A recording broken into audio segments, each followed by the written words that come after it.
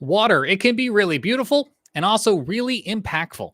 Take a look at this new video from This Week in Carolina Weather, some of the more destructive nature of water. This week on the Carolina Weather Group, we're talking about ongoing flooding impacts from both North Carolina and South Carolina, from rivers to oceans. Our live show starts right now.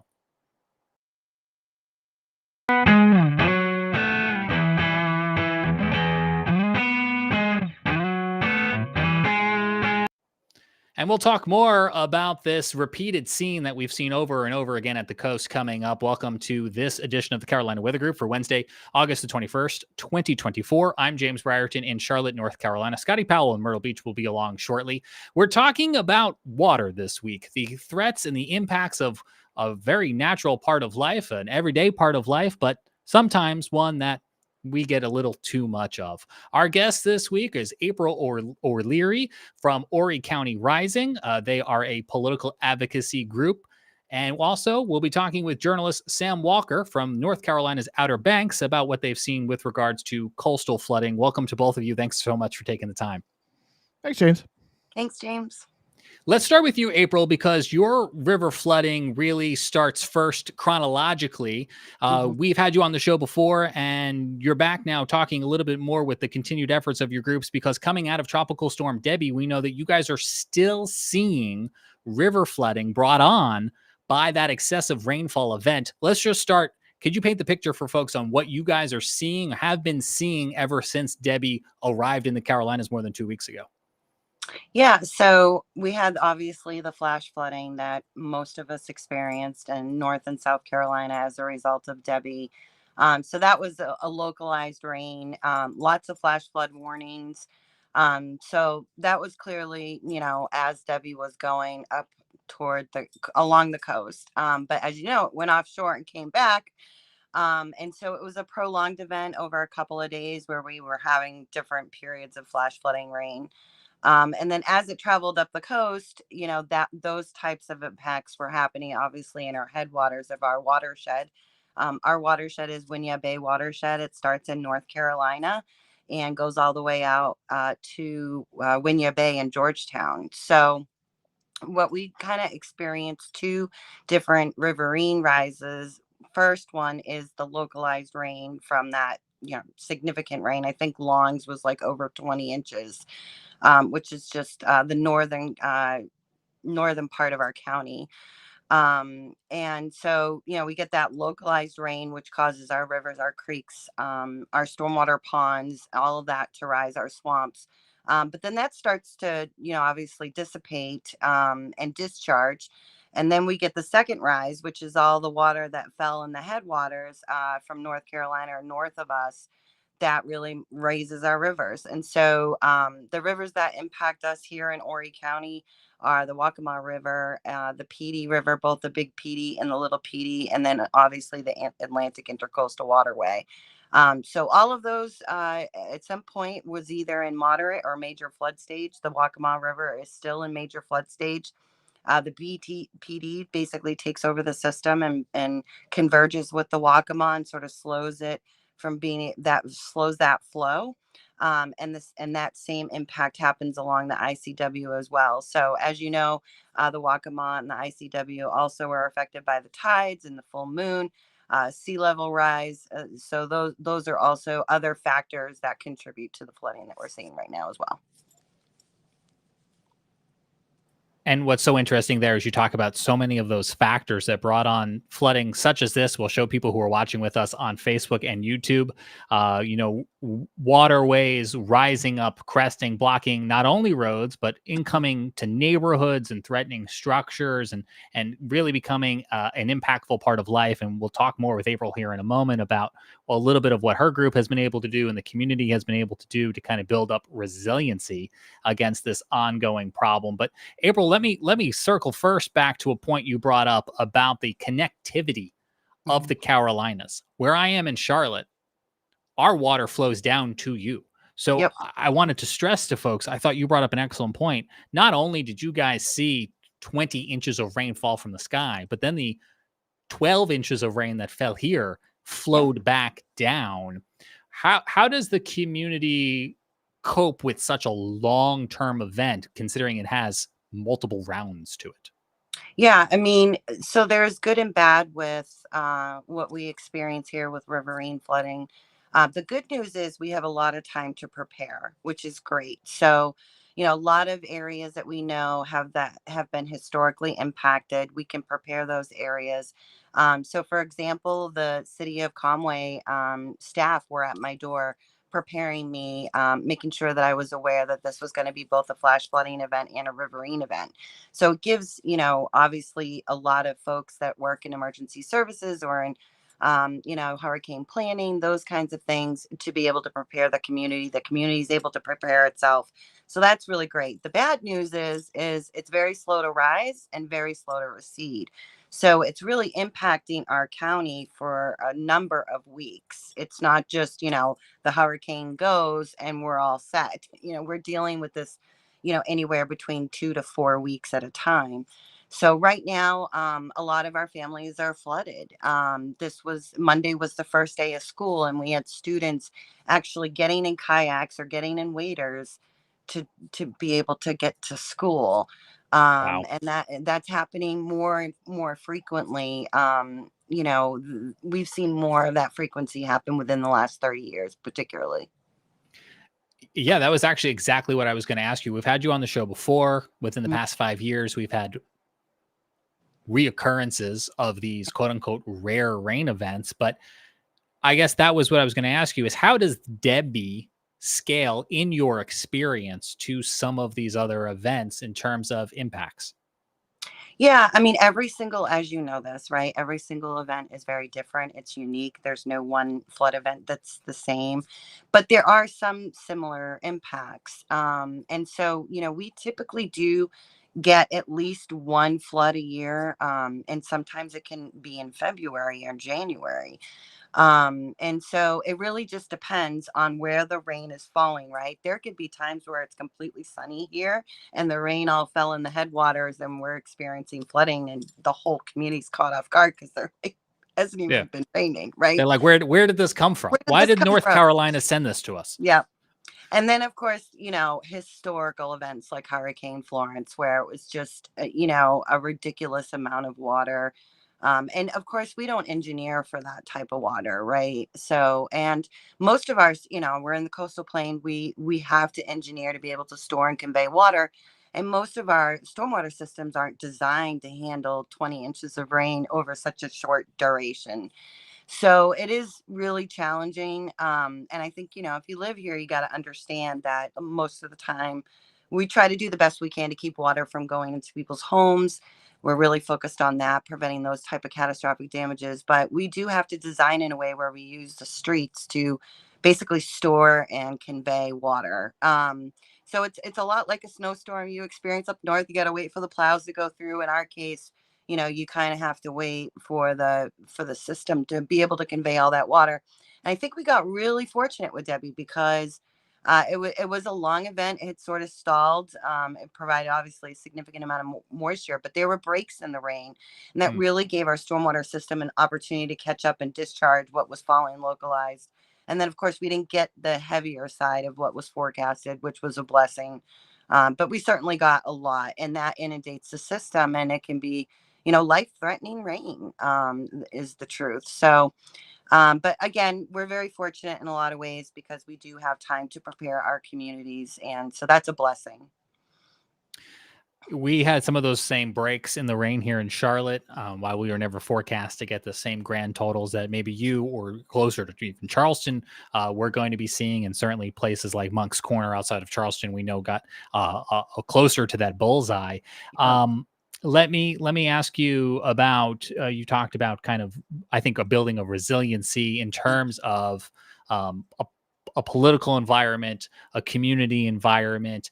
Since we last talked to you 4 or 5 years ago, what changes have you seen in your community that maybe helped prepare for storms like Debbie? That's a great question, and I'm really, really proud of what Horry County Rising has been able to achieve. We've partnered with our elected officials to achieve all this. So basically what we do is we created a new elevation standard, which means, homes, if they're in flood hazard areas, need to be built to a higher elevation so they don't get flooded. We also created a supplemental flood zone. So this is sort of extended outside of the FEMA flood zone. So folks are clear that these lands also flood. And even though you're not required to carry flood insurance, if you build there, you are required to make sure you follow our elevation standards. Um, Fill and build is a real difficulty in the coastal plain. And so we created what we call compensatory storage. So if you're going to bring in fill into the flood zone, you're going to have to compensate for the fill that you bring in. So we're not elevating, waters in other areas. And then just with Debbie, it's very rare that you can do an infrastructure project to actually protect communities. And we were so thrilled that the county was working night and day for a project that we had been working on in the works, that they were able to complete before Debbie came here, and that was the raising of Big Bull Landing Road in Bucksport. And as a result of that project, Horry County was be able to protect a significant amount of homes and properties and roads in Bucksport, and without any kind of degradation to any other areas. So that's really a unique opportunity. So those are just some of the opportunities that we've worked on. I mean, I could go on and on about what Horry County Rising has accomplished, but I think those are, the key ones. And certainly reach out to us if you're interested. And we do try to work in North Carolina and throughout the Southeast coast to try to be able to help other communities be able to enact, similar progress to basically beef up resiliency and help our communities mitigate these impacts. Yeah, I think that's a good point you bring up, because not only do you guys have a bit of a model and a roadmap here that you've been doing for years, and we can see that a little bit on the Facebook group that you guys run, where the community and local officials and broadcast officials kind of all talk or advocate for public meetings to be held outside of the virtual world. This problem that you guys have in Horry County is not exclusive to Horry County, and there are probably lessons that can be applied to other parts of the Carolinas, other parts of the country. Our co-host Scotty Powell knows them pretty well, living in the area now in the greater Myrtle Beach area, welcoming into the show. And I know, Scotty, you were instrumental on getting April to join us here on the show tonight. So let me pause for a moment, Scotty. It's the first time that I've been able to talk to you. Our listeners have been able to hear from you since Debbie. What was it like for you, where you are closer to Myrtle Beach Metro? Yeah, and April, thank you for joining us. I'm glad. Sorry, I'm a little bit late there, but I got to just caught on to what April was talking about with the Bucksport community and just the great news that has come out of that, because that is a community that's been hit hard several times, and with the 2015 flood and then Matthew and just the numerous storms that's passed through the area over the several years, and it's really great to see that was a success story. And I know April and her team had been really working hard on that. So, uh, you know, unfortunately, we've had a lot of areas in the Horry County area um, that's really experienced a lot of flooding, especially back into Conway and into the Rosebud community, and just just seeing the stories and the sights from that. And even to this day, I was coming through last night back from North Carolina, and all 501 there, just as you're passing over the bridge from Conway into Myrtle Beach, that community still, there's cars and Horry County Sheriff's Office there at the top of the road, because the roads are still flooded and people can't get into their homes. So, we I don't want to say we escaped a bullet, because we did have a lot of rainfall. But from when Debbie was first looking to make impacts into the Horry County area, um, we were looking at possibly 15 to 20 inches of rainfall. And I know some of the locations inland were close to that, especially up into the North Myrtle Beach area. But we did get some drier air that really kind of got into that storm as it was riding up the coastline. And I was having a conversation today with Andrew Dockery from WMBF and Christian Morgan at WFMY. We were just talking about, if that drier air really hadn't um, got into that system, it could have been even so much worse than what it already is. So we were blessed to see a little bit of that, but that doesn't take into account of the folks who, like you see right here, where we've seen flooding, and thankfully, it wasn't as severe as we've seen in previous storms, but still, it's affecting your house. It's bad for you, and so it's just sad to see that these areas continue to experience this. And I know one project, and April may have touched on this earlier before I got on, but the city of Myrtle Beach is bringing several storm drain systems together to try to mitigate the flooding that happens in Myrtle Beach itself, and kind of putting it out further into the ocean. And that's going to be a year and a half process to do all of that. So, government officials and groups like April's associated with a lot of stuff really going into this, because, if you look at this area, and April can attest this to anybody else that besides myself and James, who I've only been here a few years. James doesn't live in the Myrtle Beach area, but still has the concept and the knowledge. But a lot of this is just built on marshlands and swampland, and the more building that takes place, the less that water has to flow Sure. into places that that it's needing to flow into. And so the infrastructure really that is being built here has really really hurt the flow of the flooding. And there's just nowhere for the water to run off to. Yeah, I think that's a relatable problem. Any place you have development is that concrete is non-porous, and then where does the water go? April, for anybody who's listening tonight and is in your local community and wants to get involved with what you all do, we can see some of the signs that you guys have behind you on the wall there. How can people reach out? How can they get involved with this community group? I think the number one thing I want to convey to folks is, like, the solution to flooding is a political one, which is why we're a political organization. In order to really mitigate some of these impacts, you have to be able to work with your elected officials. And we're willing to help anybody with that, or we're willing to be a resource to anybody. So you can come and find us on Facebook. We're called Horry County Rising Forum. But we also have a website, horrycountyrising.com. Right now, our call to action is trying to protect our wetland forests because they provide natural flood storage. That's something we're trying to do, especially with the regulatory environment, with the Clean Water Act rollback that the Supreme Court just recently made a decision on. So that's something we're trying to do. A lot of these things are very political, which can be challenging because government moves slow. But they're really important. And I think a lot of our officials, thankfully, have partnered with us and realized, what a concern this is. And so we are getting more municipalities and governments to do more, either strengthening their codes to make sure their buildings are more resilient, or getting funding from the state. State of South Carolina actually has a new office of resiliency. We also have a state flood plan for resiliency, and these things would have never happened without Horry County Rising. So it is definitely a lot of work, but I do want to make sure folks understand that the solution is a political one. And I know right before the show, you were telling me that the recent order put in place for no wakes by boats on the river to help protect homes that might be along this flooded roadway through that cooperation, through that communication, you said got extended tonight. Is that right? Yeah, a lot of folks don't understand that 1 inch of water can cause as much as $10,000 worth of damage. So every inch counts.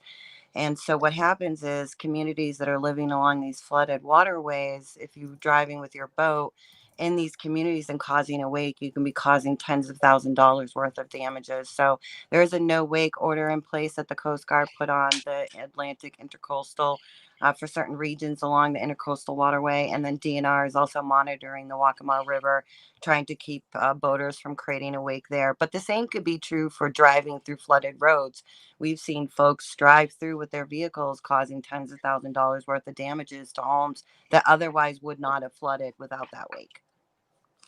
And I'll pass along with James. I think we may have shared my Facebook Live when Debbie was moving through North Myrtle Beach on one of those intense rainfall bands. Lasted 15, 20 minutes, but you get 3-4 inches of rain per hour, and the storm drainage systems just can't hold that. So people were driving through downtown North Myrtle Beach, and that water was flowing right into restaurants, right into businesses, and those wakes, like April was talking about, cause just so much damage because that water gets up and over the sandbags that are there, and it just you may see them sweeping out water, but you don't know the residual damage of mold and mildew and all the other things those businesses and restaurants have to really contend with once the water is able to go down. So it is a twofold thing, and not only that, but we've had king tides here this week in places like Garden City and Little River, Cherry Grove, and just the what we call sunny. We've talked about that before on here, James. Sunny day flooding with these king tides, and these king tides are getting up into people's businesses, and then cars driving through it fairly fast, and it creates stuff that doesn't really just isn't necessary. So those no wake zones, and when we preach, please don't drive through flooded waterways.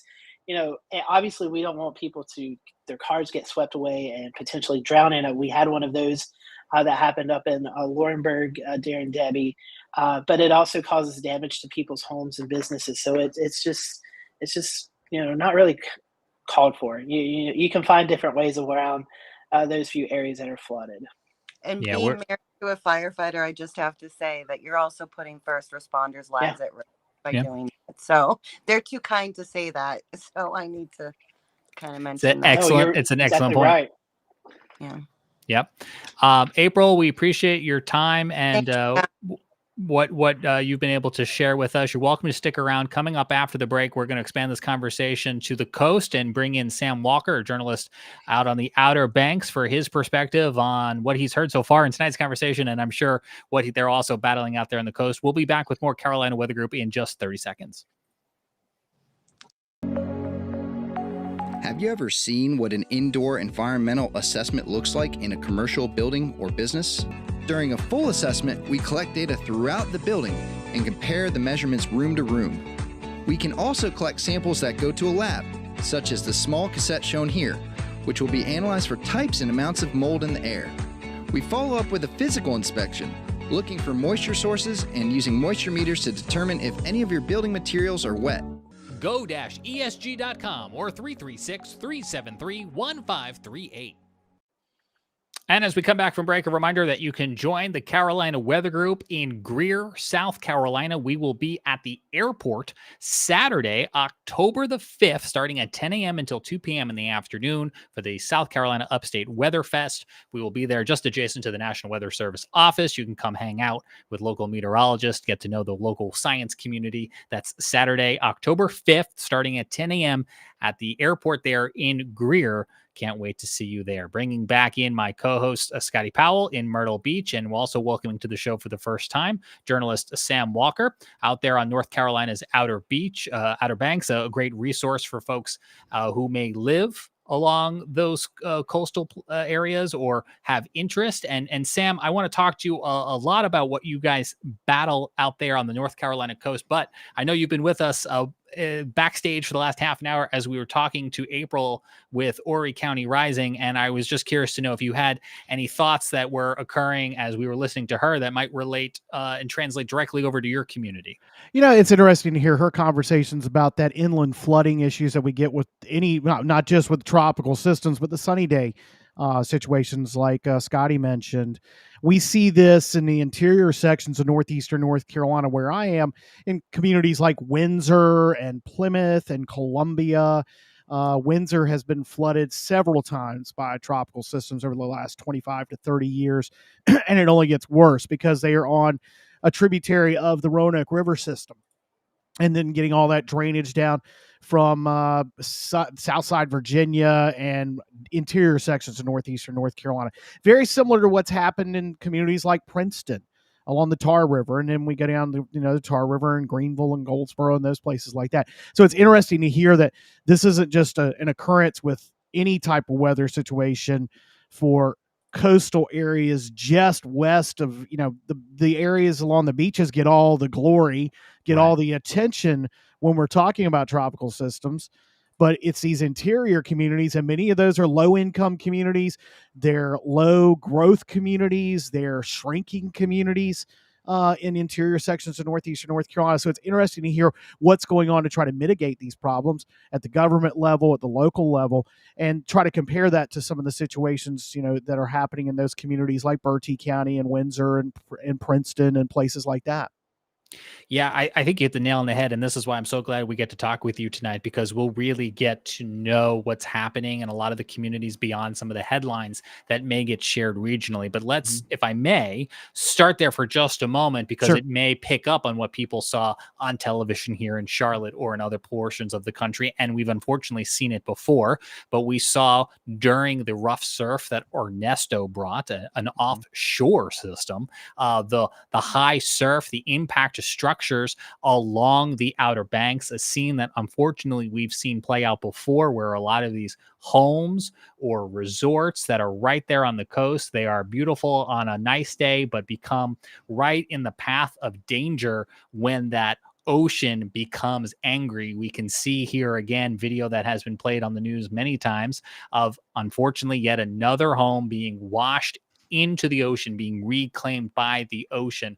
And Sam, that's exactly when I reached out to you after seeing something like this, asking, hey, can we get a local perspective on what did you witness as a journalist out there on the Outer Banks? It's a site that unfortunately you've seen before and likely will see again. Yeah, unfortunately, it has been that way for decades here. That situation that just happened over the weekend with the video you just played from Rodanthe, that house is the seventh in that section of the Outer Banks on the northern end of Hatteras Island in the village of Rodanthe. You have it up there with the Chickamaucomico Banks Fire and Rescue. That's who, of course, provided the video for this. That was originally called Chickamaucomico, that section of Hatteras Island. It's just across Oregon Inlet on the south side of the Pea Island.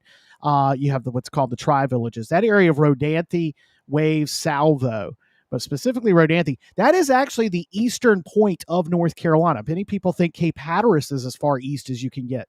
That's actually not the case. The coast where the Outer Banks juts out and then comes back around a little bit, Rodanthe is where that is. So it is sitting literally out there. When we say we sit on the edge of the continental shelf, we are literally sitting on the edge of the continental shelf. We've seen 7 houses since 2020 go in this one section of the Outer Banks. It harkens back to 30 years ago, 40 years ago, when we were seeing houses in places like Kitty Hawk, Kill Devil Hills, and Nag's Head. Similar situations were going on. If you drive on what's known as the Beach Road, in the towns, we call them the northern beach towns in Dare County, you're going to see empty places along the oceanfront where there are no houses, and there never will be houses, because those were places that were claimed by the ocean in the 80s and 90s, and even up into the 2000s. So you've got a rapid erosion situation going on there. It is just south of, if you've seen the Nights in Rodanthe, the movie, the house that was the featured, the inn at Rodanthe, the Nicholas Sparks book, the inn at Rodanthe, that house has actually been moved. It's right just to the north of where that house went in. And that the Nights in Rodanthe house was farther up the beach. And the photo you've got on the screen right now, if you go back, I can go back to it. Go back to that one real quick.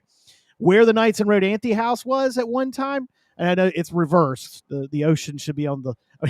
You're right. It's mirrored. Yeah, it's mirrored. That's okay. It's because it's throwing me off for a minute. But the Nights in Rodanthe house is where that house you see right there. It was next to that. Does this help if I go like that? It's fine. It was like, wait a minute, something's not right about that one. Yeah, but yeah, audio podcast listeners, I hit the mirror button. Yeah, I know. Back around. Sorry. But, so the Nights in Rodanthe house, that was right next to the house you see standing there. That is Merlot Beach. That Nights in Rodanthe house was moved about 10 years ago, farther to the south, a little bit farther off the beach. These houses here, 30 years ago, they had a 12-foot dune. Actually, 10 years ago, they had a 12-foot dune in front of them, and they had 250 yards of beach. When those houses were built in 1973, the one that collapsed this past weekend was built in 1973. It had almost 300 yards of beach in front of them, a 12-foot high dune, and it was the third house back from the beach. That was not an oceanfront. Yeah. the water's getting closer, right? It's not, the houses are obviously Yeah. not moving. It's that the water is approaching it. Yeah. And it feels so relatable from what we heard in the first part of our episode tonight, Sam, right? About how in Horry County, they've been changing the regulations, maybe the height of the house or how far back it's got to be. There's this factor here where we can fix things going forward. We can make different decisions, but unless you have the resources to pick your house up and move it because it was popular from a movie, if you don't have that, your choices are pretty limited, I take it. Yeah, they are. And in fact, the sad story about that house is owned by a couple from Hershey, Pennsylvania. Oh, I've been collapsed. There. Okay. It collapsed on August 16th. They sent a letter to the National Park Service, to our local state senator, and to Dare County on August 15th saying they were willing to do a negotiated move at a reduced price.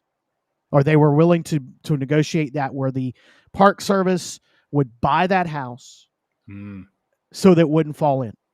We've seen that already. Using money, the Park Service has been able to tap into a fund that comes from the offshore drilling leases to purchase land to expand national parks. And one of the ways to do that is also that money was used back in November to buy 2 houses just to the south of where this collapse had.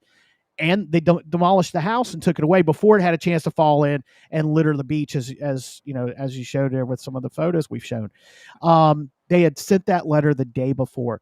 They were in. I think I saw that headline today, and if you correct me if I'm wrong, but I think we're saying we didn't realize how imminent the threat was going to be. That house was rented. That was just taken off the rental market by the realty company 3 weeks ago. Power was just disconnected a week ago because a septic tank was lost. Once the septic tank is lost, because all these houses that are on the Outer Banks, we don't have central sewer systems. We have a very few commercial septic sewer systems. Okay. All these houses have their own septic tanks. Once the septic tank's gone, the house is condemned. It cannot be occupied.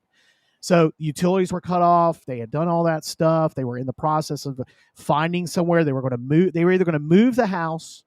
They had made some negotiations with some rental land to actually move it sound side, but they were going to sell the land because they still own the land, even though it's part of Cape Hatteras National Seashore, essentially, the beach is.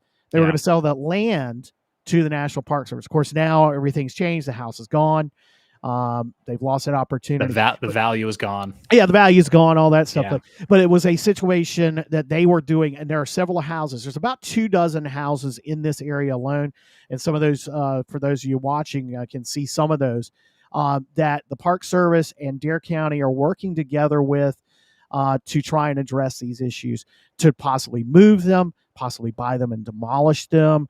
Private homeowners trying to find places to move them is difficult, as you can imagine, with the price of land in Dare County, one of the most expensive in the state. So there are mitigating circumstances being done there on the current structure side. At the same time, Dare County is trying to come up with ways to possibly widen the beach using beach nourishment, as has been done to the south in the villages of Avon, to Buxton, where the Cape Hatteras Lighthouse is, and to the north in the northern beach towns of Duck, Southern Shores, Kitty Hawk, Killable Hills, and Nag's Head. Problem is for this area is Rodanthe is only about a mile and a half wide in some places. They don't have the tax base that would support the ability to create special tax districts to help pay for a beach nourishment project there. We have an occupancy tax, a hospitality tax, hotel tax. A portion of that goes to a beach nourishment fund in Dare County. But Dare County doesn't, there's no way to tax the property owners in Rodanthe, Ways, or Salvo at the level that would be responsible, that would be affordable, that could make it work and pay for a beach nourishment project there. So it's a very, very difficult situation that's going on there in that stretch of Hatteras Island. You know, Sam, as you were talking, I was thinking about some of the unique aspects of what you were describing in your community about how the National Seashore is involved in the National Park Service. And at the same time, it reminded me here in Charlotte, we have seen the government here buying back homes that are in floodplains in order to head off some of these things. I want to bring back in Scotty Powell, who again is in Myrtle Beach. He's lived in the foothills of North Carolina, which has its own flooding impacts from the topography there. But Scotty, you had some thoughts to bring into the conversation.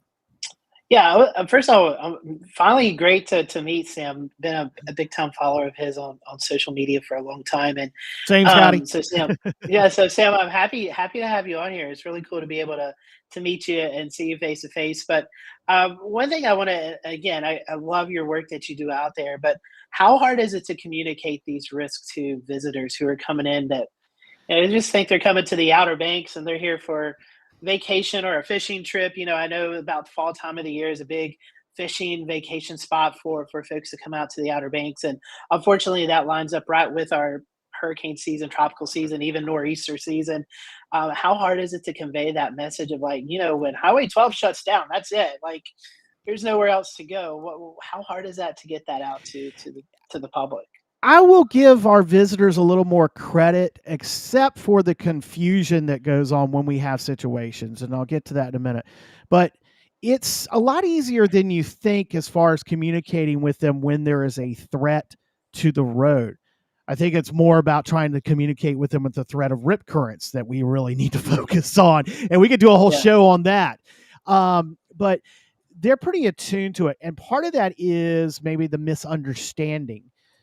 Especially from our national media cohorts, our colleagues at the national level, when they'll say they will make the comment, the only road to the Outer Banks. Whoa, not quite. You got to be a little more nuanced with that.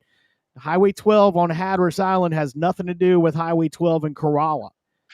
It's a 50-mile difference. And it's a totally different situation. So I will give our visitors a little bit more credit. This time of year, our June, July, and August visitors, maybe not so much. Our September and October visitors, they're usually more, like you said, the fishing community. They're more the regulars, the returnees. And that's one thing we do have a lot of on the Outer Banks is we get more of the returning visitor than we get the new visitor. But when we're dealing with people, say, from Charlotte, from our non-traditional markets, because our traditional markets are not to the west. We don't see a North Carolina license plate usually is a local when you see one out here on the Outer Banks. You don't see Shabumis on the Outer Banks, folks. You don't see them. It's not a thing up here because our visitors are from Southeastern Virginia, Richmond, the DC, and on up the I-95 corridor, Pittsburgh, Columbus. Those are our visitors. That's where they come from. But they are pretty in tune with it. But again, they do miss sometimes the nuances of the difference between the Highway 12 that goes across Oregon Inlet and runs down to Ocracoke, as opposed to the Highway 12 that they make a left when they come across the Wright Memorial Bridge instead of a right. They make a left to go up to Duck and Corolla. Yeah, and that's just, it's like you said, the Outer Banks. I feel like a lot of our beach towns, Myrtle Beach, Charleston, Savannah, Wilmington, Roanoke, not Roanoke, Norfolk. Sorry, I'll get my Virginia. Norfolk. I'll get my Virginia cities. Yeah, Roanoke's much closer to me. Yeah. And they're coming to here still. They're coming here. But like for the Outer Banks, I guess your closest market is the Norfolk market and portions of like the Greenville, North Carolina market, where they're an hour or so away from the Outer Banks. And obviously they pay the Outer Banks attention, but they're also kind of paying attention to their local circle as well. So I know that not having maybe like a specific TV market there hurts, but it also helps when we have experienced journalists like yourself who have lived there, who know how to communicate those threats, who can kind of communicate that to folks who, hey, this is the particular areas you have to watch. I mean, that is such a godsend and asset that the Outer Banks folks have is with people like you, because you've lived it, you've experienced it, you know the trouble spots.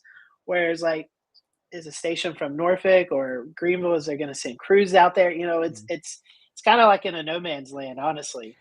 It is. I mean, we are in the Norfolk DMA. We are in the Norfolk television market. So Ocracoke actually is in the Greenville television market because they're in Hyde County. It's a weird thing when you're on this border, when you're on the border like this, just like South Carolina and Rock Hill and places like that. So yeah, it's a similar situation. I live actually in Currituck County. We're in the Norfolk Metro. We are actually a metro county. We're, the most northeastern county in North Carolina, but we are in the Norfolk, Virginia DMA. It does, they do, they come in and helicopter in, But I will say this, we have a very good base of press corps here, a local press corps that are experienced. We've been around this stuff for years. One of the primary things we have out here with still is radio kind of dominates things when it comes to the breaking news and the storm coverage. People turn to the radio first. Unfortunately, we've had a situation where a couple of stations are off the air now because of some financial things. So we're going to have to see what happens. If we get something, it's going to be a different animal out here that we've experienced in a long time. But yeah, it is. We do have that situation where the Norfolk market, they've sent people down here. One of the CBS affiliate now has someone who's embedded here. We haven't had someone embedded here in quite some time.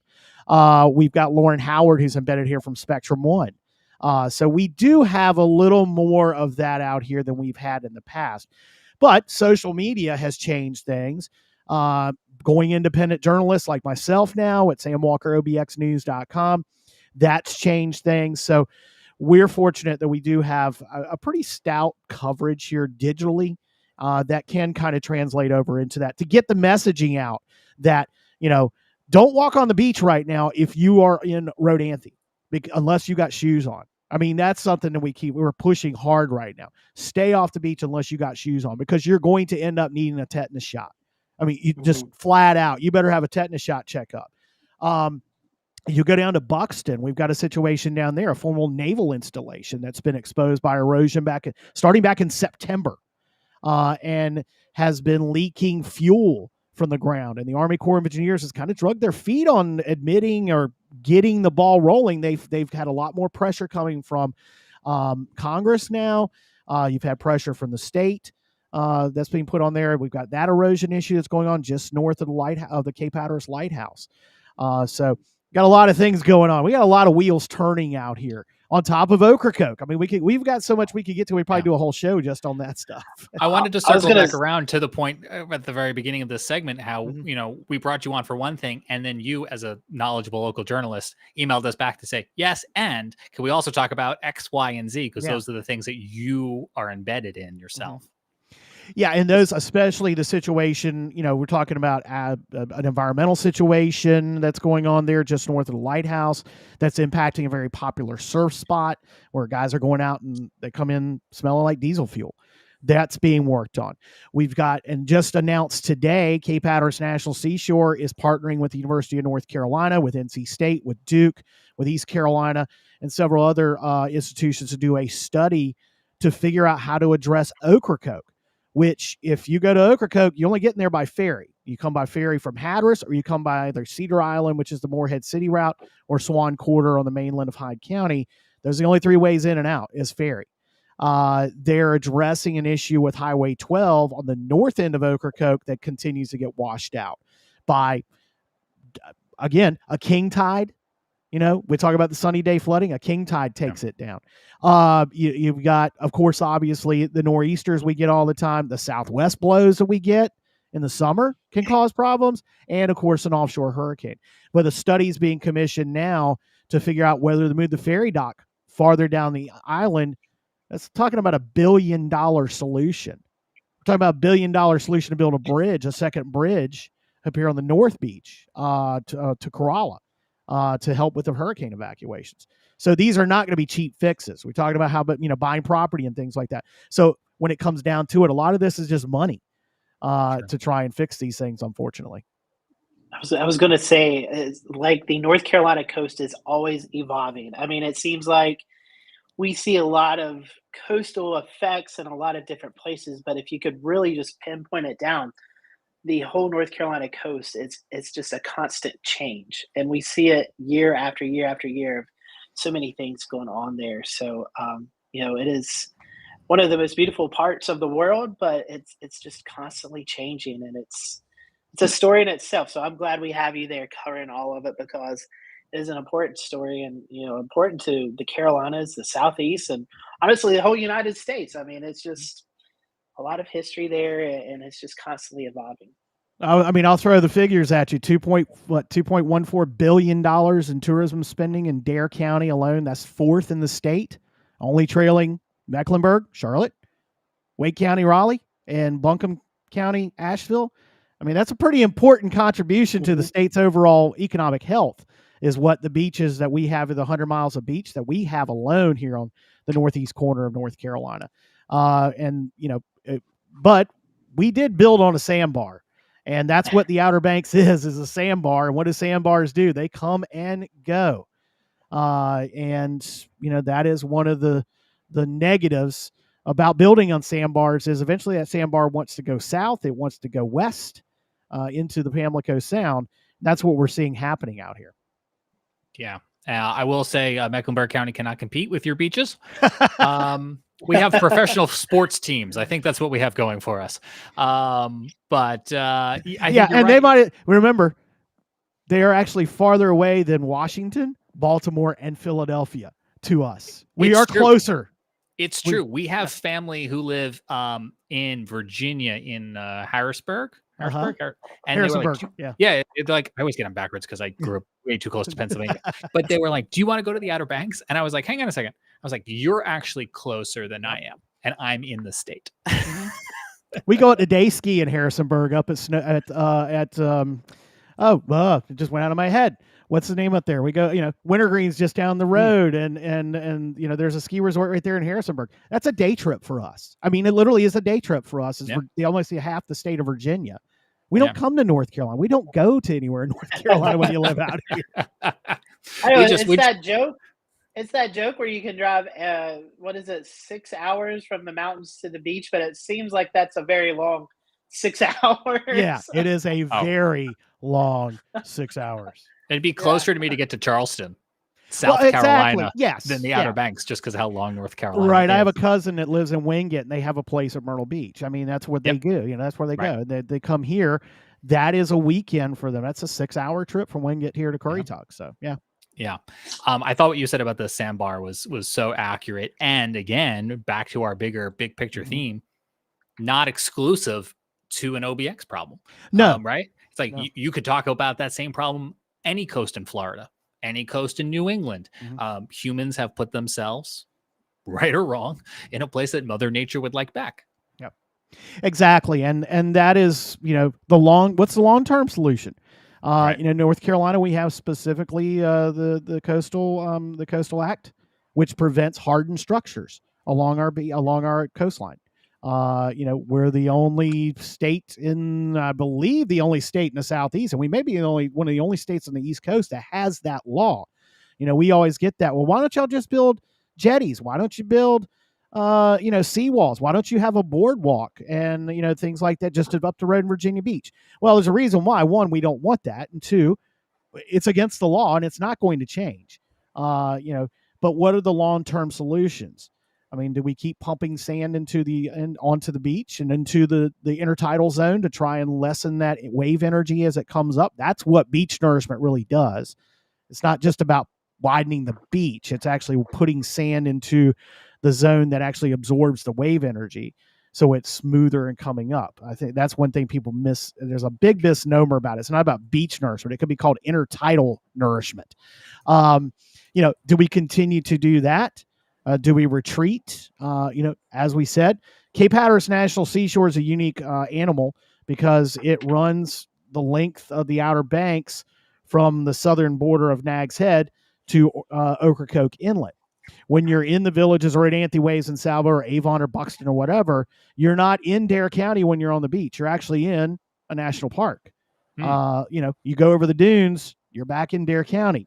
So there's a whole governmental situation there that has to be addressed as well. So, we have a lot of issues out here that are unique, but at the same time, as you mentioned, they're not that unique to the entire Atlantic coastline.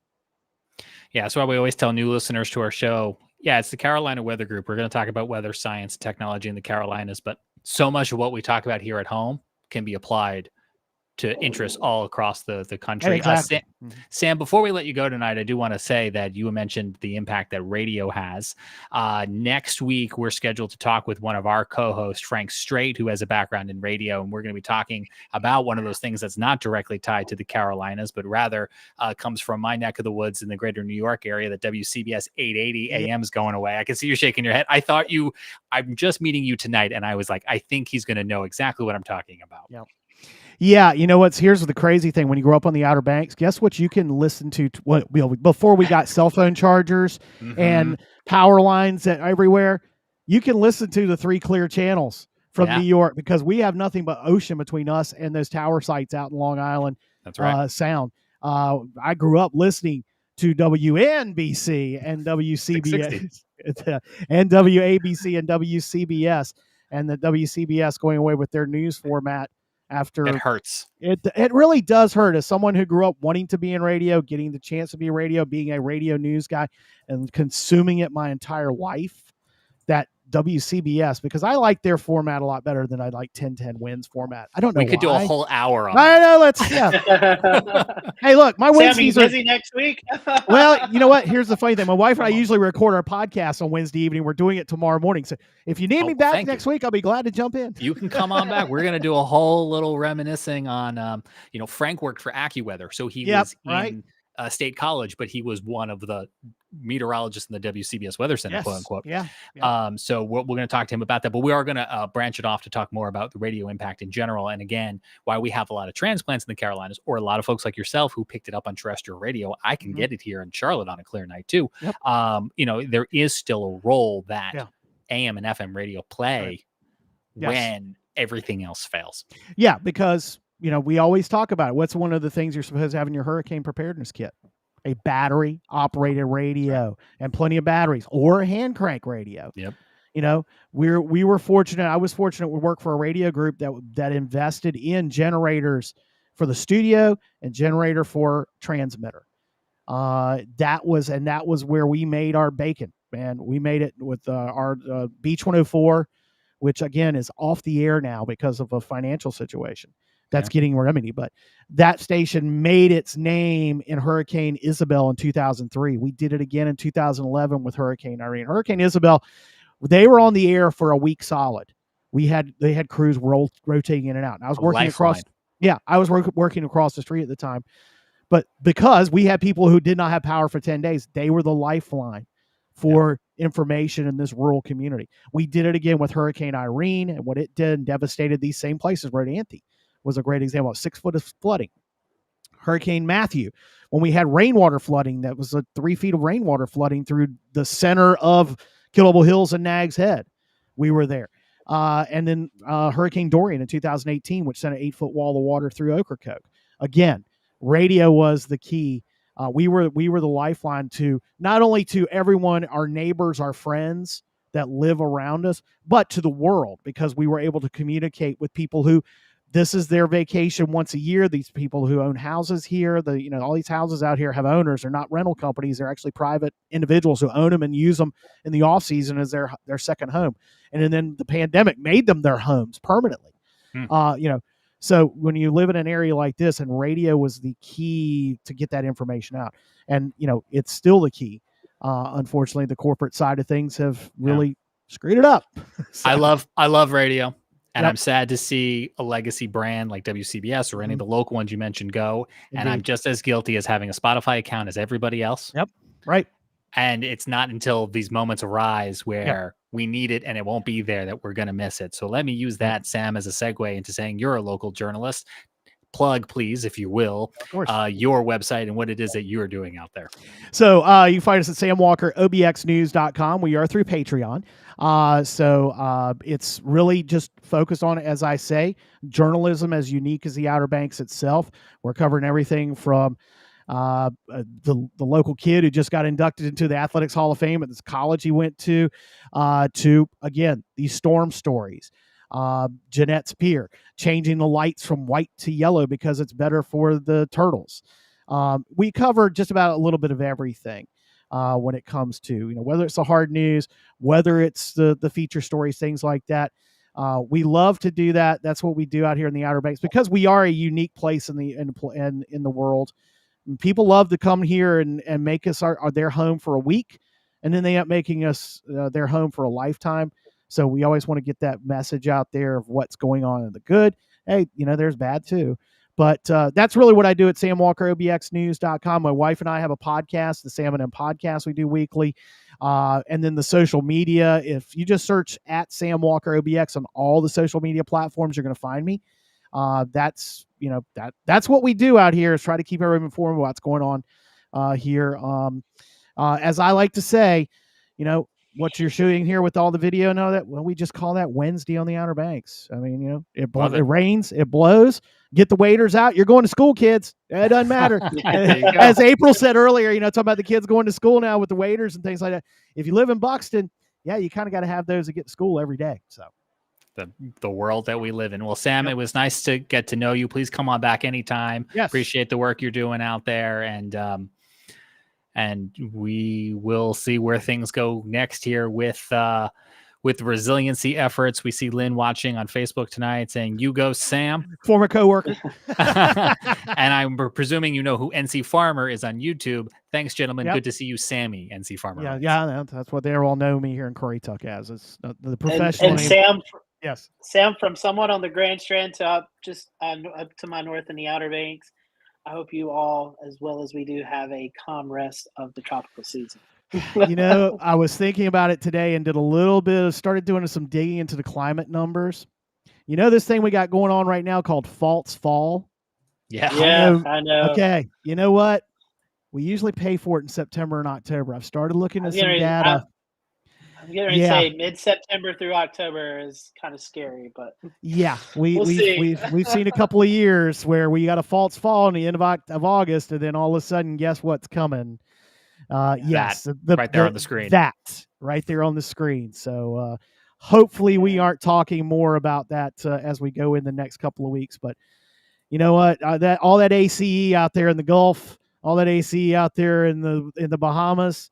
It scares me, man. It really does scare me. All it takes is one trigger, and you know what's going to happen. So, peak of hurricane season before us. I told a lot of folks, I was like, they were like, oh, Debbie was something, and I was like, I'm afraid that might just be an appetizer. Yeah. How many years? I mean, how many times have we seen that happen? Think about it. How many times we saw it with Bertha, and then, let's see, Bertha, then Fran. I go back to Fran when I was at Campbell in '95 when it roared up I-40. Or 96, when it roared up I-40. We got Bertha a couple of weeks before that deluged us, and then we got the flooding. We've seen that before. We've got one of these flooding storms, and then we've got the one that really is the backbreaker. And I said earlier in the show Princeton. I meant to say Princeville. Princeton is in Johnston County on the which river is it? It's on the Neuse. Princeton's on the Neuse. Princeville is on the Tar River. Princeville being a very, very, tragic story there with Floyd. So and you jogged my memory about Dorian, and I just forgot the catastrophic flood that came through Ocracoke during that time. And I mean, just all these storms have run together so quickly here frequently. And I just when you said Ocracoke and Dorian, I was like, oh my gosh, I forgot we did have that catastrophic flooding there. So that is one thing about it. When you do this job, I mean, they do tend to run together, and you have to go back and pause for a second and think, which one are we talking about? Because, and we always emphasize that, no two storms are the same, even though we've seen similar effects in similar places, but no two storms is the same. I mean, I always want to emphasize that. So anyway, it's good to talk with you guys. I won't hold it, Scotty. I'm not going to hold that Coastal Carolina shirt against you the other day. Dating back to my 90s days at Campbell as a manager for the basketball team and being down there on the court in that old little gym. So I live here, so I was like, I have to have a little bit of Coastal. Yeah, I got you. But I still don't understand the Gator flag. That one, after all this time, I still don't understand. That's my college. That's my team. So. Oh, I know he's a Georgia fan, so and I'm stuck in the middle of this ACC Carolina fan. So there you go. Yeah, North Carolina, the real Carolina. I will say I do say that on air. I do say the real Carolina, and I love the Buc-ee's Cup. So. Oh yeah, hey, you know what? I can drive from here to Florence on one tank of gas in my Jeep Gladiator. So to get my gas there on the way to Florida. So can I answer that question, or we'll answer Lenny? I think Lenny had a comment asking what ACE and the Gulf. Well, that would be what do we call it? Accumulated convective energy. Convective energy. Thank you. Yeah. Accumulated convective energy. Basically, that's the fuel for hurricanes. That's the fuel that makes them go. That's what makes them go. So when we see numbers like we're seeing, I have to correct myself. It's cyclone energy. Cyclone energy. Thank you.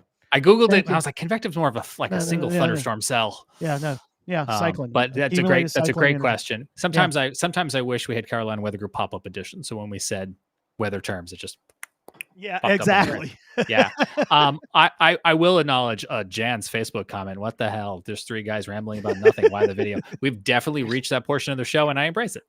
Yeah, it I probably don't didn't help. dispute this. Yeah, it probably didn't help. I shared it in a couple of the Outer Banks Facebook groups. They can get a little rough at times. So yeah, I can be humble. Yeah, okay.